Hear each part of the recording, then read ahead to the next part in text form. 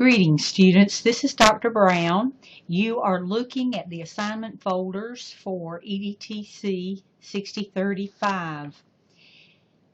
I'm going to talk to you for a few minutes about the next assignment that is not due until November 18th. So you have plenty of time to complete this. If I go into the assignment folder,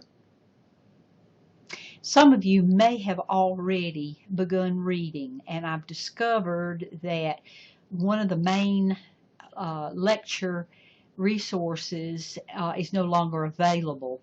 So I have changed the assigned reading. There will be one less assigned reading, but you will still need to read, in preparation for this assignment, you'll need to read this information. And I'll show you. Here it is. As I open it up, you're going to read the information that's on this website. Learning Forward is probably the best resource available nationwide in how to plan and present staff development in K-12 schools. So this is an authority on what works for teacher staff development. Then there's an article that's linked called Extreme Makeover Needs Assessment Edition, and this is in the assignment folder. You'll read that. And then last, there's an article from the Association of School Administrators, I believe this is. Anyway, it's the Educational Leadership Journal, and this is about school climate and what does that mean. And that term, if that's familiar to you, this may give you new ideas. If you've never heard the term, it'll explain the meaning of school climate. School climate is very important for planning a workshop if you're the presenter. So these are the readings, or this is the lecture that you need for this assignment. Just three things: on the website here, the article Extreme Makeover, and then the article on school climate.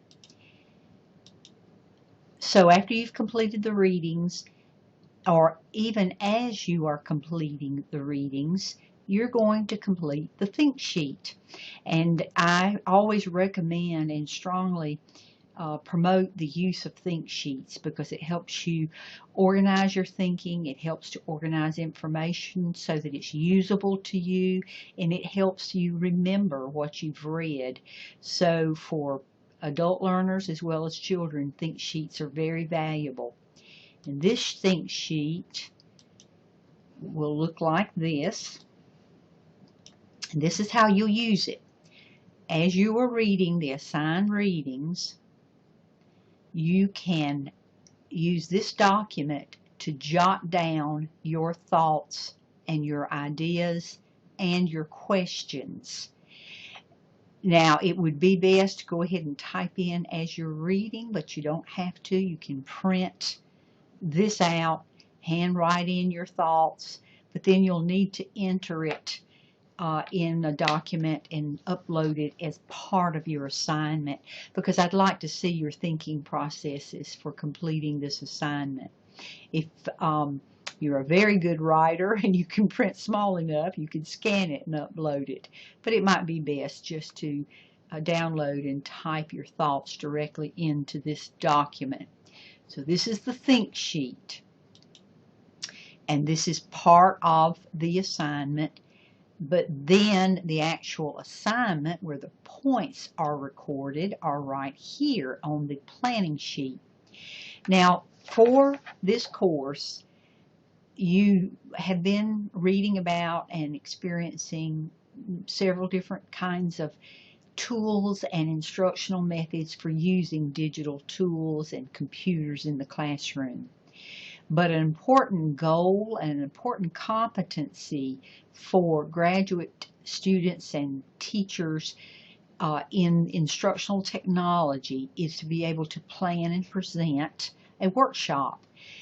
If you're a technology leader or a teacher leader, then you'll be involved in train the trainer programs, providing peer teaching, and providing workshops for the teachers in your school, because in graduate school, these graduate courses, you do become a leader.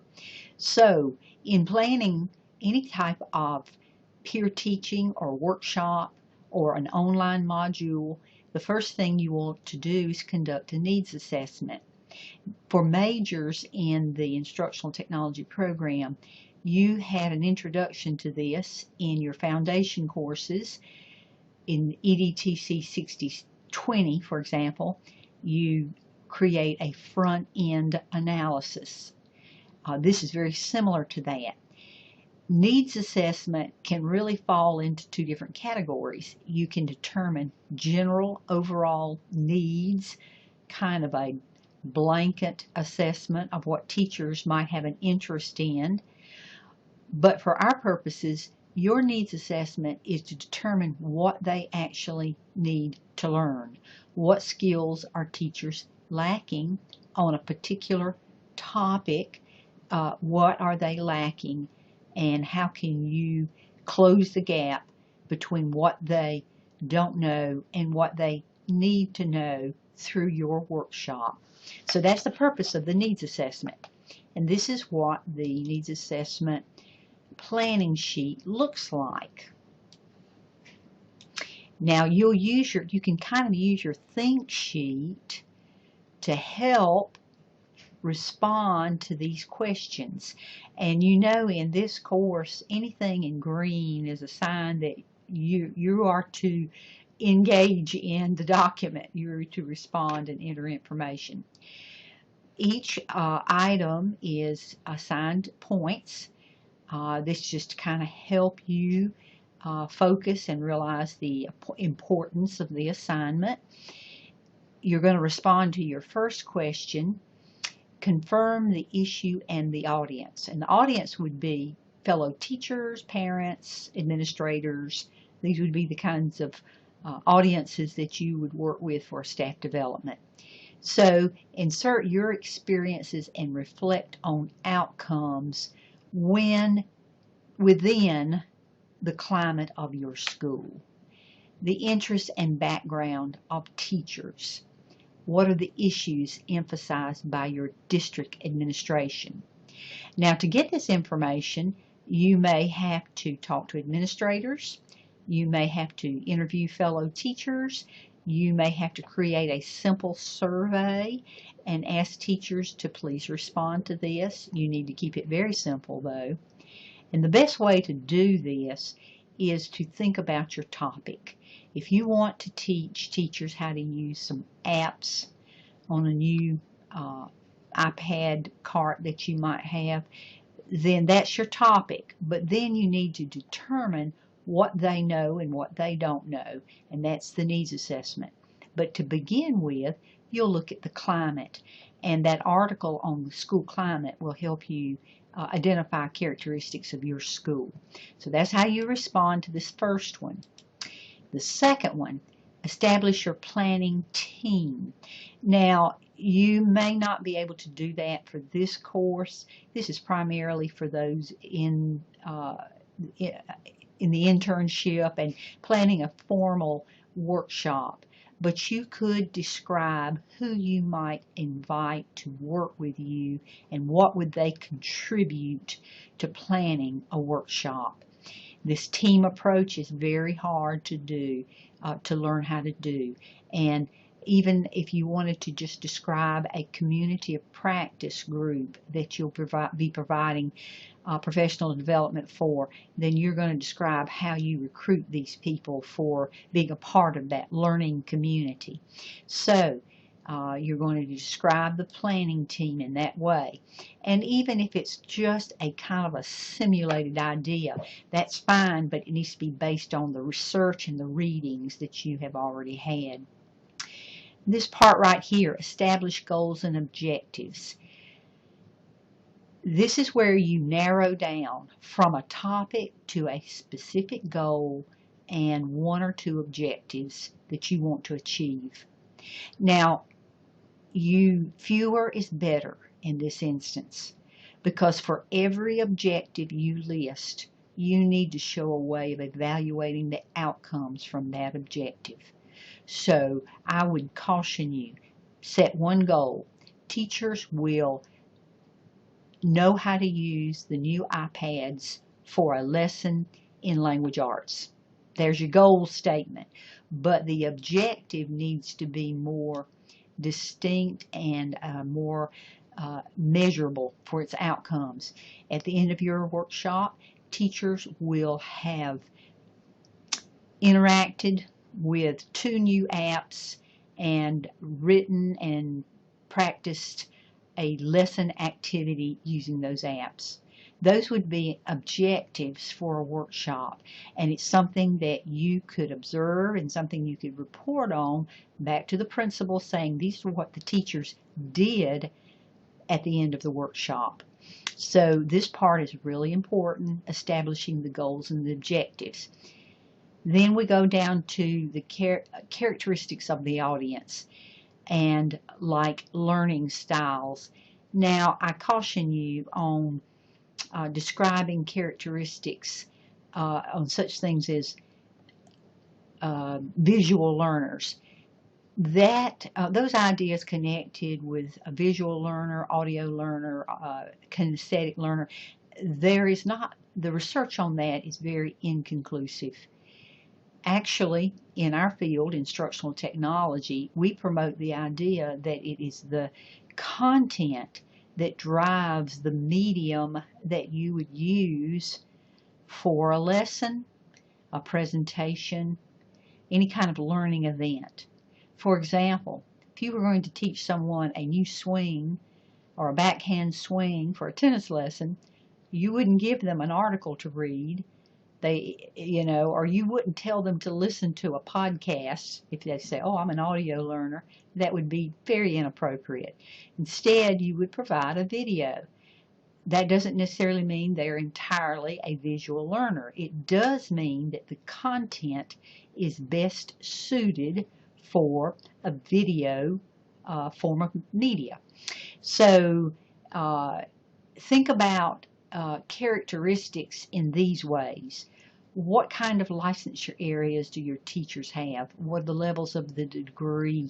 If you've got older teachers, younger teachers, those that are already using technology every day in their classroom, those who don't understand the benefits of technology. So here's where you're going to describe your audience for the workshop. If you were going to do a workshop for parents, then you would certainly want to describe their background and their interests as well. Now here is your conduct information and literature search. This means you do your homework before you plan your workshop. If you're going to teach inquiry-based learning as a method for children to conduct a research project or high school students, then you need to make sure that you understand exactly what that particular learning strategy includes. What are the right and wrong ways? What are the best practices? If you're going to teach teachers how to use an Excel spreadsheet to produce charts, bar charts, then you need to make sure you're highly skilled in that. So you're going to do your homework and describe here what you know about the topic of your workshop. And then data collection methods. And this, again, this goes back to you want to probably talk informally to teachers, talk to school administrators. If possible, design a simple survey, because those surveys can tell you a lot about, from a larger number of teachers, what their interests and skills are. This item right here, determine the sampling scheme, that's really just talking about who are you going to target to get information needed to plan a workshop. So just describe how you make a decision. For example, you may decide, I am the grade level leader, I am the 3rd and 4th grade level leader for my school, and I'm going to show them the e-textbooks for social studies. So that's your topic. Your audience would be your peer teachers in those grade levels. And so you're going to describe how and why you've identified a particular target audience. That's what that's talking about there. And then design and pilot the collection instrument. This is the formal way to conduct your needs assessment, survey, or your interview questions. Don't let the formality of this throw you. Instead, just simply ask another teacher to tell you, yeah, that survey's fine, I can do it in a timely way, and it's something that's important to me. Or teachers, you might ask one or two teachers about your survey, and they may say, it's way too long, it's not anything I'm interested in, I don't think we need. So that's just piloting a way to collect information. Gather and report your data. And the information you get from talking to administrators, your survey results, the information you get from informal interviews, just describe here the results of that. That would probably take about a paragraph to describe that. And then on this part right here, analyzing the data, you're gathering all this information for a needs assessment, but then what are you going to do with that information? Just say, okay, this is what they said, but you're going to describe how, as a teacher leader, a technology leader, you're going to write here a description of how you used the data that you collected to make decisions for your workshop, or for your peer teaching, or for your small group presentation. How did you use the information from the needs assessment to plan your workshop? This one is somewhat of a repeat of 10. Here you're analyzing it. You might just describe how you analyze the information. If you just did informal interviews, then you'd say, okay, I'm a media specialist, and I talk to each teacher that I work with on a regular basis and ask them how well they understand the automated catalog. And then that's how you analyze the data, but then you report your results here. What do teachers need and want for the workshop? And then here, this is where you synthesize everything. This is more or less a summary of everything above, and your report, the summary, it's kind of like an executive summary, goes in right here in step 12. So you read through each of these things. If you have questions, be sure and email me within the next few days so that I can help you with this. It's mainly just a matter of reading and concentrating on what the questions are asking you. Then after you have completed your readings and responded to the questions in the think sheet, and after you have gathered your data, or how you would expect to gather data, because I know some of you may not be able to actually send out a survey. That just may not be possible at your school. You would still describe it as if you had done that. And that's what goes into this document right here. And then both documents will go right here to the needs assessment Dropbox. Upload the think sheet and the planning sheet, and these are due November 18th, and I will read these and send you feedback, and if there are problems, you certainly can correct them. I think if you will simply respond to the questions in full, there'll be no problem with your points. But of course, you also want to learn and have the experiences needed to be able to be proficient at planning workshops. So let me know if you have questions.